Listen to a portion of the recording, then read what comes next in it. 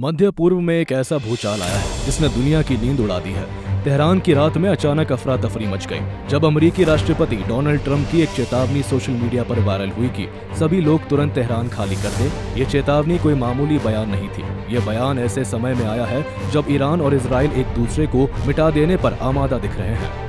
इतना ही नहीं, ट्रंप ने दो टूक कहा कि ईरान को इस परमाणु समझौते पर हस्ताक्षर कर देने चाहिए थे जो उन्होंने प्रस्तावित किया था। उन्होंने इसे मूर्खता करार दिया और कहा कि ईरान के पास किसी भी कीमत पर न्यूक्लियर हथियार नहीं होने चाहिए। और फिर उन्होंने सोशल मीडिया पर चेतावनी भरा नोट लिख दिया जिससे पूरी दुनिया का ध्यान तेहरान पर टिक गया।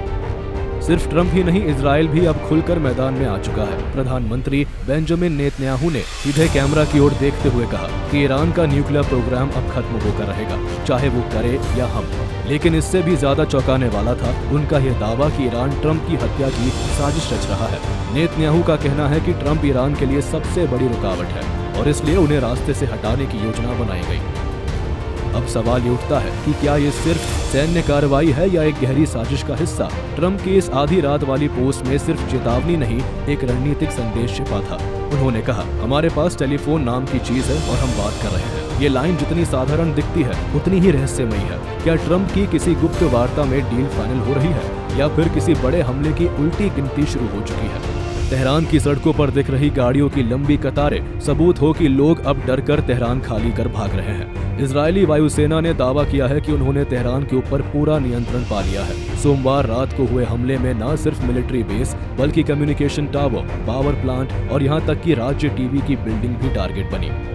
इसके तुरंत बाद एक और खबर आई जिसने दुनिया को झकझोर कर रख दिया कि ईरान की संसद में हमला हुआ। एक मिसाइल सीधे संसद के पिछले हिस्से पर गिरती है और वहां मौजूद अधिकारी बेसमेंट में छिप जाते हैं।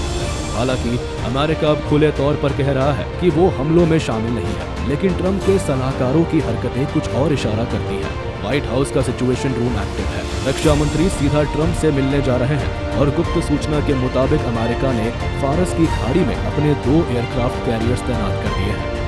इस बीच कुर्दिस्तान के टॉप जनरल का भी एक ऐसा बयान सामने आया जब उन्होंने घोषणा की है कि वो इजराइल के साथ है। ईरान ने कुर्दों पर जो अत्याचार किए वो उसका बदला लेगा और ईरानी कब्जे वाले कुर्दिस्तान को मुक्त कराएगा। अब दुनिया ये सवाल कर रही है कि क्या ये वही पल है जब एक कट्टर इस्लामी शासन का अंत हो रहा है। तेहरान में मोसाद के खुले ऑपरेशन, सऊदी की चुप कार्रवाई, कुर्दों की बगावत और वैश्विक रणनीतिक समर्थन, इन सब के बीच आयतुल्लाह खामेनी की सत्ता अब कांप रही है। क्योंकि ये सिर्फ ईरान की कहानी नहीं है, ये एक युग का अंत हो सकता है। और अगर ऐसा होता है तो आने वाले सालों में हम विश्व राजनीति के नक्शों को दोबारा बनते देखेंगे, जहां इस्लामी क्रांति एक किताब का हिस्सा रह जाएगी और इस किताब पर मोहर लगेगी समाप्त।